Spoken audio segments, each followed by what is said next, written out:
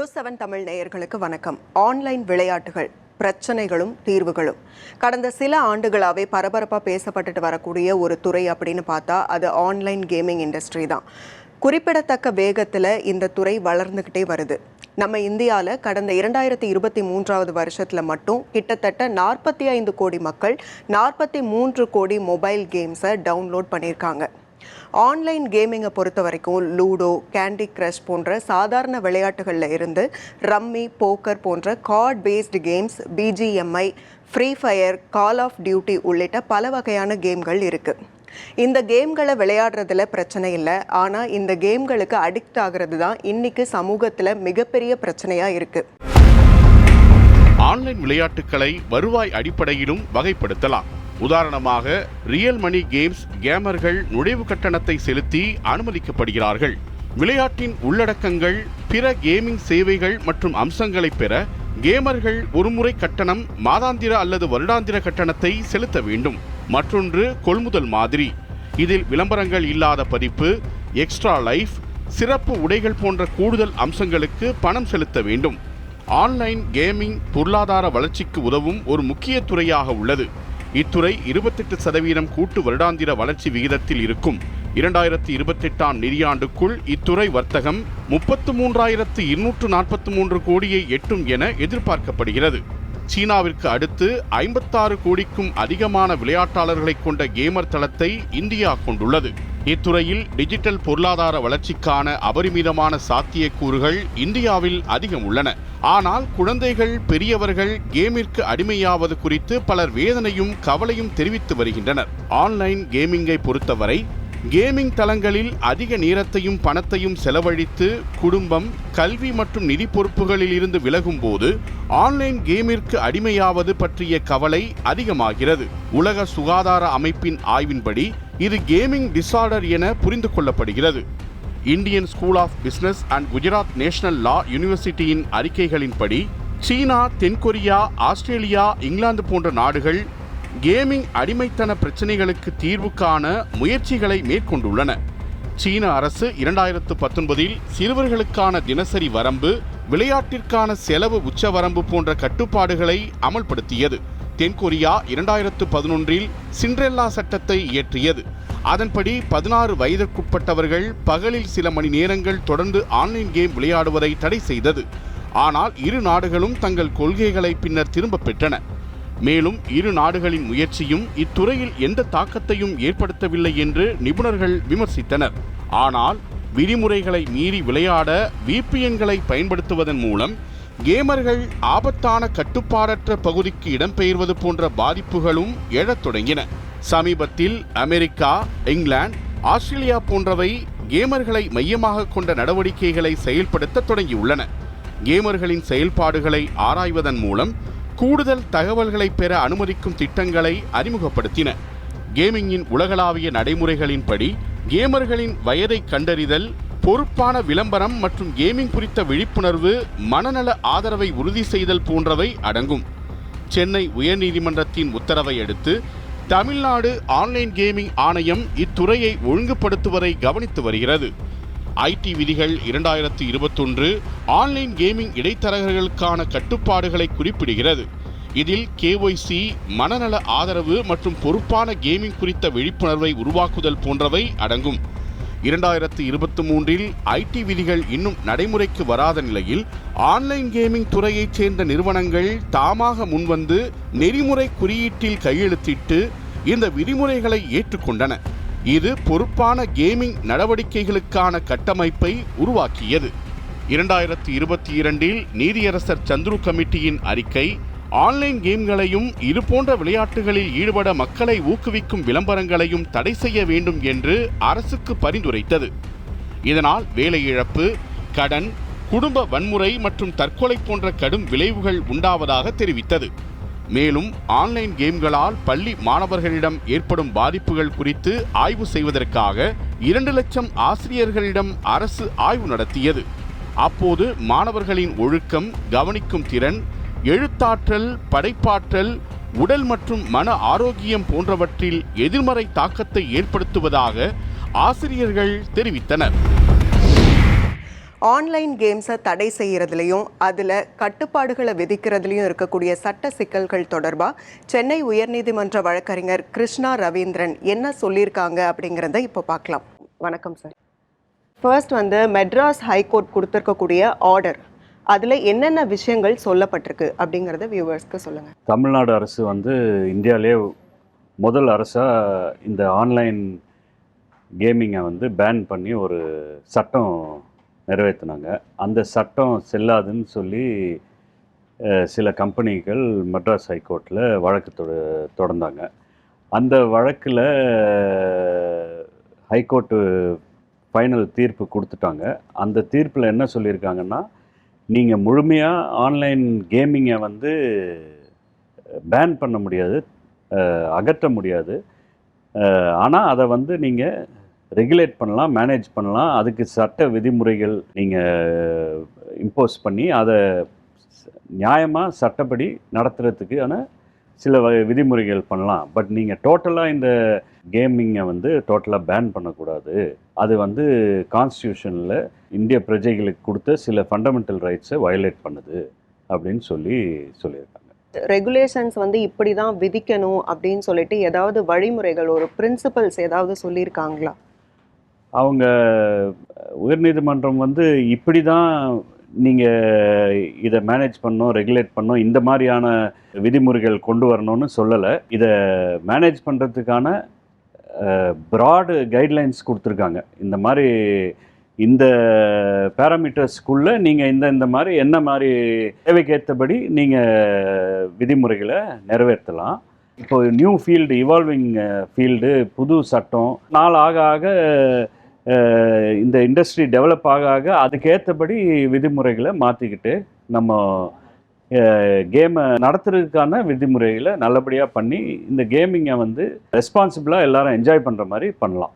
தேசிய அளவில் பார்க்கும்போது யூனியன் கவர்மெண்ட் ஒரு இதுக்கான விதிமுறைகளை வகுக்க இருக்காங்க. ஆனால் அது இன்னும் நடைமுறைக்கு வராத போதும், ஸோ அவங்க என்னென்ன மாதிரியான விதிமுறைகளை கொண்டு வராங்களோ அது ஸ்டேட் கவர்மெண்ட் அதை அப்படியே எல்லாமே ஃபாலோ பண்ணியே ஆகணும் அப்படிங்கிற ஒரு கட்டாயம் வருமா?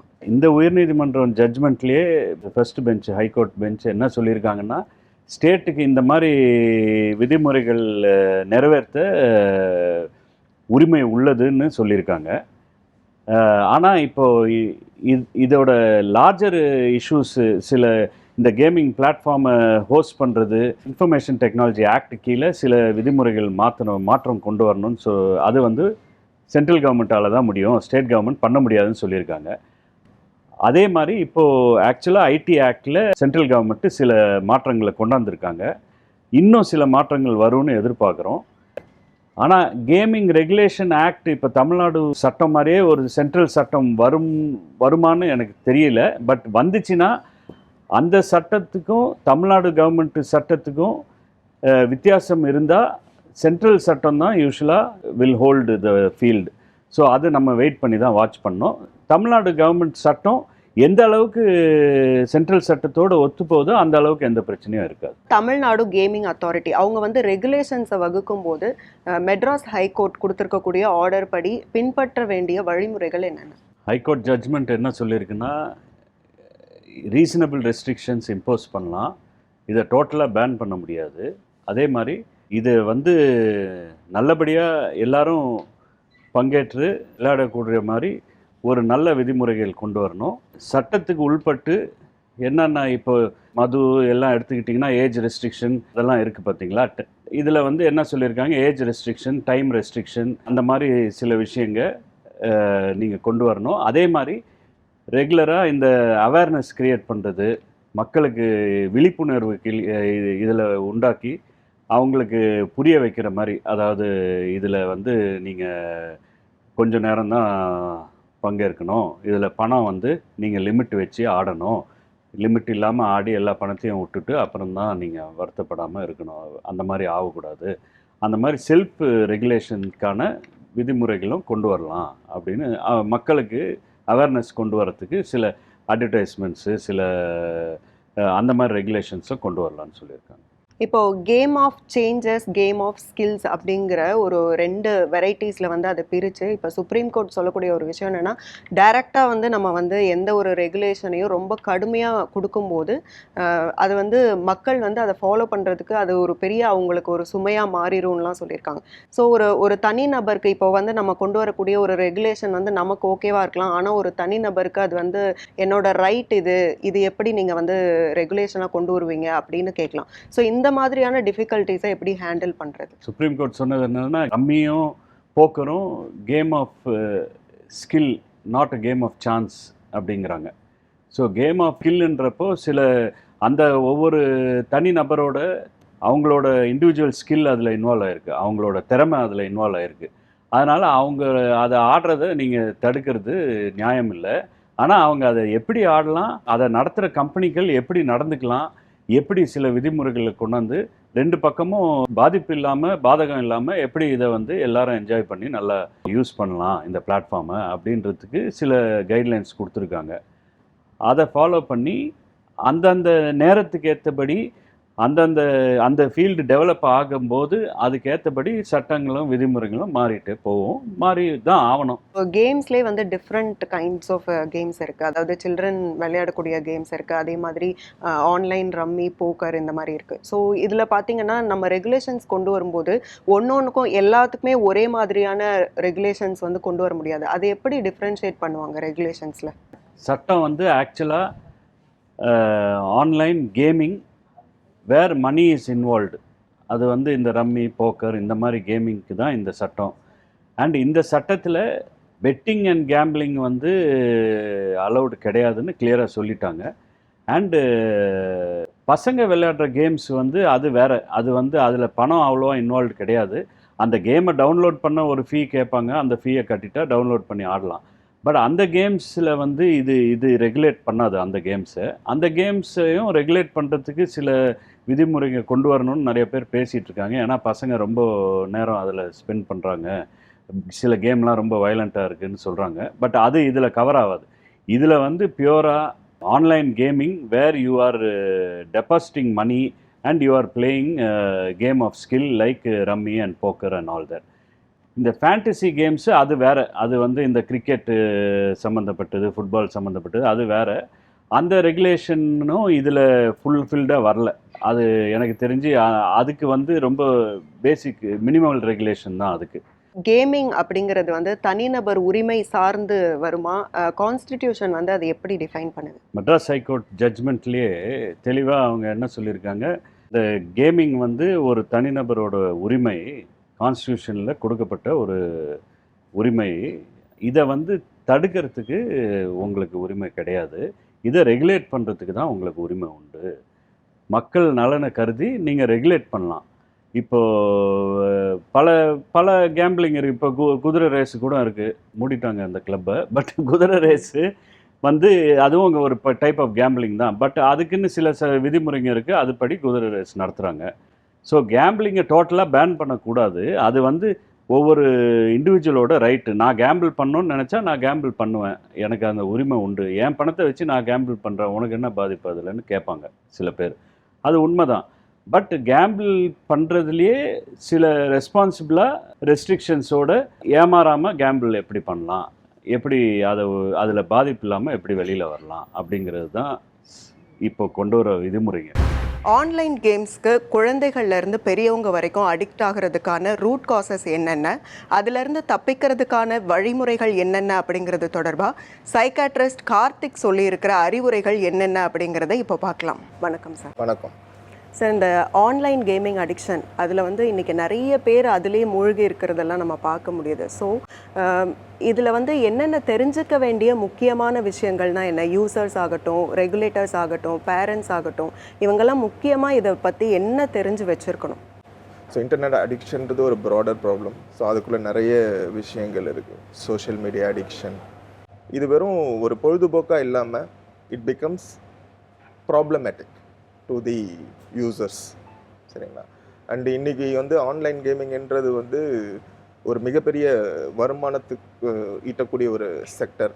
Okay, there are several gaming apps which evolving. So once I mean அதை யூஸ் பண்ண ஆரம்பித்ததுக்கப்புறமா எனி அடிக்ஷன் மாதிரி தான். ஸோ இப்போ ஒரு ஆல்கோஹால் அடிக்ஷனோ இல்லை நிக்கோட்டின் அடிக்ஷன் எப்படி உருவாகுதோ அதே மாதிரி தான் இந்த online gaming addiction. First use பண்ணும்போது வந்து அதில் ஒரு ஈர்ப்பு இருக்கும். ஒரு ஸ்டேஜுக்கு அப்படியே போக போக பார்த்திங்கன்னா அதிக நேரம் அதில் ஸ்பெண்ட் பண்ணுற மாதிரி இருக்கும். அண்டு இன்னும் கொஞ்சம் உள்ளே போக போக பார்த்திங்க அப்படின்னா அதுலேருந்து வெளியில் வர்றதே நம்மளுக்கு வந்து சிரமமாக இருக்க மாதிரி இருக்கும். இன்னும் அடுத்த ஸ்டேஜுக்குள்ளே போச்சுன்னா தன்னை சுற்றி என்ன பிரச்சனைகள் இருந்தாலும் சரி அதிலேருந்து வெளியில் வர்றதுக்கான எண்ணம் நம்மளுக்குள்ளே வரவே வராது. ஸோ அந்த ஸ்டேஜை ரீச் பண்ணும்போது பார்த்திங்கன்னா நம்ம வந்து இது வந்து ஒரு மாடரேட் டு சிவியர் அடிக்ஷன் அப்படின்னு நம்ம சொல்லுவோம். இப்போ இந்த டிஜிட்டல் அடிக்ஷன்லேயே வந்து இது வந்து ஒரு லார்ஜர் பார்ட்டை வந்து உருவாக்கும். ஏன்னா இதுதான் ஒரு பெரிய அடிக்ஷன் அப்படிங்கிற மாதிரியான பிம்பம் இருக்குது. ஸோ உங்களோட பார்வையில் அது எப்படி இருக்குது? பொதுவாக நானே ஒரு 10 பேஷண்ட் கிட்ட பார்த்துருப்பேன், ஸ்பெஷலி இந்த ஆன்லைன் ரம்மி, ஓகே. ஸோ அந்த மாதிரி ஒரு கேசினோ ரிலேட்டட் ஆன விஷயத்தில் வந்து கிட்டத்தட்ட 30 லட்சம் 40 லட்சம் இழந்தவங்கள நான் பார்த்துருக்கேன். ஸோ அந்த விதத்தில் பார்த்தீங்க அப்படின்னா இது இன்னுமே வந்து மிகப்பெரிய டேஞ்சரை உருவாக்குற ஒரு விஷயம் தான் இன் ஃப்யூச்சரில். நிறைய சில்ட்ரன்ஸ் பார்த்திங்கன்னா இந்த கேமிங்குள்ளே போக போக வந்து ஸ்கூலுக்கு போகிறதில்ல. And it leads to several contact disturbance also. ஒரு ஸ்டேஜுக்கு அப்புறமா அவங்களுக்கு ஒரு சில மனசோர்வு ரிலேட்டடான பிரச்சனைகள் உருவாகுது. அண்ட் அவங்களுடைய பர்சனாலிட்டி சேஞ்ச் ஆகுது. ப்ராப்ளம்ஸ் ஏற்படுறதுனால வந்து கண்டிப்பாக நாளைக்கு வந்து இன்னும் ஃப்யூச்சரில் இது இன்னும் மிகப்பெரிய ப்ராப்ளமாக தான் வலுவடைஞ்சு போயிட்டுருக்கும். இப்போது இந்த உலகளாவிய ஆராய்ச்சிகள் அப்படின்னு நம்ம பார்க்கும்போது அவங்க சொல்லக்கூடிய ரூட் காசஸ் என்ன, எதுக்காக இப்படி இந்த ஆன்லைன் கேமிங்க்கு வந்து அடிக்ட் ஆகுறாங்க, ஸோ இதுக்கான ரூட் காசஸை வச்சு நம்ம வந்து இதுக்கப்புறம் என்ன ஃபர்தராக வந்து நம்ம இந்த சொசைட்டிக்கு வந்து எடுத்துகிட்டு போக போகிறோம் அதை டேக்கிள் பண்ணுறதுக்குன்னு இருக்குல்ல. First I mean I will talk about the environmental factors. So environmental ஃபேக்டர்ஸ்னு பார்த்தீங்கன்னா இன்றைக்கி மொபைல் அசஸ்ன்றது வந்து ரொம்ப easy. Accessibility is one of the important thing for any addiction. இப்போ ஒரு வீட்டில் 5 பேர் இருந்தாங்கன்னா 5 பேர் கையிலையும் மொபைல் இருக்குது. So that is the first thing. Second, எல்லா ஆப்ஸுமே வந்து டு பிகின் வித் எல்லாமே ஃப்ரீயாக கிடைக்கும். எது வேணாலும் எல்லார் வீட்லேயுமே இன்டர்நெட் இன்றைக்கி வந்து மொபைல்ன்றது கொஞ்சம் சீப்பாகவே போயிடுச்சு. ஸோ அதனால் வந்து மக்கள் ஈஸியாக எந்த ஆப்பை வேணாலும் டவுன்லோட் பண்ணி அதுக்கான இது கொடுப்பாங்க. மூணாவது பார்த்தீங்க அப்படின்னா இப்போ 4 பேர் வீட்டில் இருக்காங்கன்னா ஒவ்வொருத்தரும் மொபைல் ஃபோனில் அவங்க அதுலேயே மூழ்கி இருக்கிறதுனால குழந்தைங்க மேலேயோ இல்லை மற்றவங்க மேலே இருக்கிற அந்த குழந்தைங்க மேலே இருக்கிற அந்த அக்கறை கொஞ்சம் கம்மியாகுது. ஸோ அவங்க போய் விளையாடினாலும் வந்து யாரும் அவங்கள கவனிக்க நேரடி. அண்டு இன்னொன்று பார்த்தீங்க அப்படின்னா poor I mean relationship with childrens, parent child relationship ரொம்ப புவராக இருக்கிறது இன்னொரு காரணம். ஐ மீன் இந்த இதில் போகிறது. And very strict parenting also. Sometimes peer pressure. இப்போ நான் அவன் ஃப்ரெண்டு சொல்லுவான், நான் வந்து இதெல்லாம் பண்ணியிருக்கேன், இதை பண்ணியிருக்கேன், நான் இன்றைக்கி பப்ஜியில் வந்து இந்த மாதிரி விளையாடிருக்கேன், ஃபயர் ஃபாலில் வந்து இதெல்லாம் பண்ணியிருக்கேன் அப்படின்னு சொன்னால் அவனுக்குள்ளே ஒரு கஷ்டம் ஏற்படும். So that is also contributing to the youngster. And இன்னொரு பார்த்தீங்க அப்படின்னா ரிவார்ட். இப்போ சைசைட் ஐ மீன் நிறைய அந்த ஆன்லைன் கேமிங்கில் வந்து இப்போ எனக்கு அதில் வந்து ஒரு பணம் கிடைக்கும் அப்படின்னு நினைக்கும் போது நேச்சுரலி ஐ மீன் அதுக்குள்ளே போகிறதுக்கான இது உண்டு. இதில் வந்து என்விரான்மெண்டல் ஃபேக்டர்ஸ்ன்னு நம்ம சொல்லணும். ஸோ இண்டிவிஜுவல் ஃபேக்டர்ஸ், ஸோ தனக்குள்ளே இருக்கிற ஃபேக்டர்ஸ்ன்னு பார்த்தீங்க அப்படின்னா ஸோ ஒன்று மன ரீதியான பிரச்சனைகள், அது குணாதிசயத்தில் ஆரம்பித்து anxiety problems, okay, and depressive problems and high risk taking behaviours. Sometimes I mean social anxiety. இப்போ ரொம்ப டிப்ரெஷனில் இருக்கிறவங்களுக்கு வந்துட்டு அவங்களுக்கு டைமை எப்படி கில் பண்ணணும்னு தெரியாது.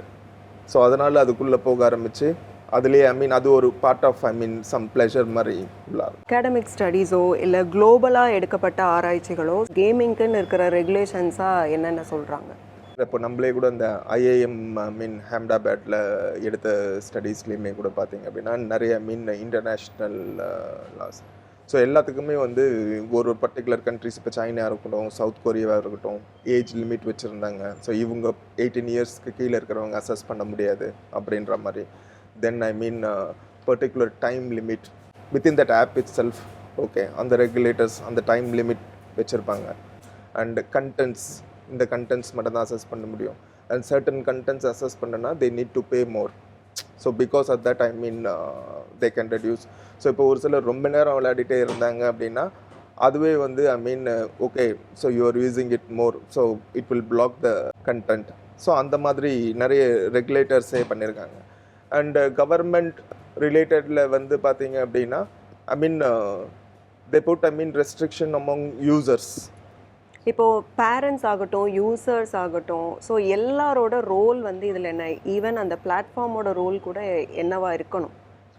இது ரொம்ப முக்கியமான ஒரு விஷயம். ஸோ இது வந்து இப்போ நீங்கள் முன்னாடி சொன்ன மாதிரி ஒரு ரெகுலேட்டரோ இல்லை கவர்மெண்ட் மட்டுமே வந்து இன்டர்வென்ஷன் பண்ணுறதுனால வரப்போகிறதில்ல. As we mention root cause for this problem, நிறைய என்விரான்மெண்டல் ஃபேக்டர்ஸை நம்ம வந்து மென்ஷன் பண்ணியிருந்தோம். எப்படி பேரண்ட் சைல்டினுடைய ரிலேஷன்ஷிப்பாக இருக்கட்டும் and parenthood, okay, so violent parenthood and peer குரூப்னுடைய இது நிறைய individual factors. So that means இப்போது இந்த சில்ட்ரன்ஸ் எல்லாமே from early stage onwards, okay. So the early stage means parents, teachers, okay, over the appropriate caregivers, okay, எல்லாருமே வந்து அதில் involve ஆகணும். Not only the regulators are the platforms, okay.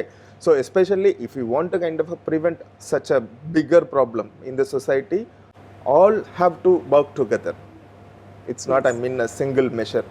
Parents level வந்து குழந்தைங்களோட time spend பண்ணுறதை அவங்க increase பண்ணலாம், கண்காணிக்கலாம். They can set the limit to the கண்டிப்பாக இப்போ இன்னைக்கு இருக்கிற ஜெனரேஷனில் கம்ப்ளீட்டாக ஒருத்தர்கிட்ட வந்து பிரித்து எடுத்துகிட்டு போயிட முடியாது. But at least they can spend set a limit. Okay, இவ்வளோ நேரம் நீ விளையாடினா it good be a reward to the child. நீ நல்லா படிச்சுனா நீ இவ்வளோ நேரம் விளையாடலாம். அந்த மாதிரி ஒரு சில விஷயங்கள் வந்து குழந்தைங்களுக்கு வந்து அவங்க செட் பண்ணலாம்.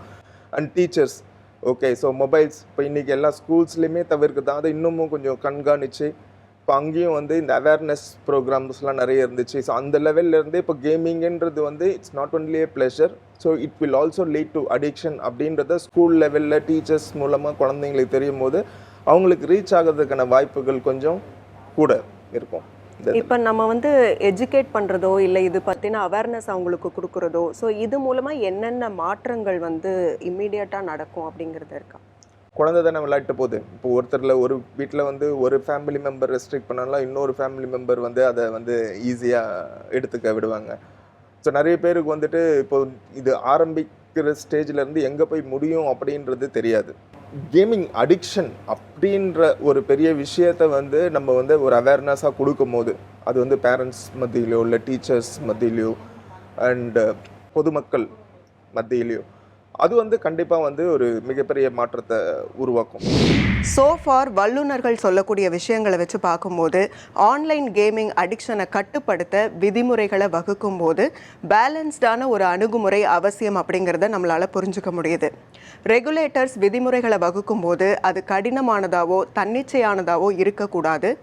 உலக அளவில் பல்வேறு நாடுகளால் பின்பற்றப்படக்கூடிய சிறந்த கொள்கைகளை பேஸ் பண்ணி நம்ம நாட்டில் விதிமுறைகள் வகுக்கப்படணும். அரசில் தொடங்கி கேமிங் பிளாட்ஃபார்ம்ஸ், பொதுமக்கள், இப்படி ஒட்டுமொத்த ஒரு சமூகமாக சேர்ந்து எஃபர்ட் போடுறது மூலமாக தான் இந்த ஆன்லைன் கேமிங் அடிக்ஷனை கட்டுப்படுத்த முடியும் அப்படிங்கிறது தான் நிதர்சனமான உண்மை. மீண்டும் மற்றொரு நிகழ்ச்சியில் சந்திக்கலாம். நன்றி, வணக்கம்.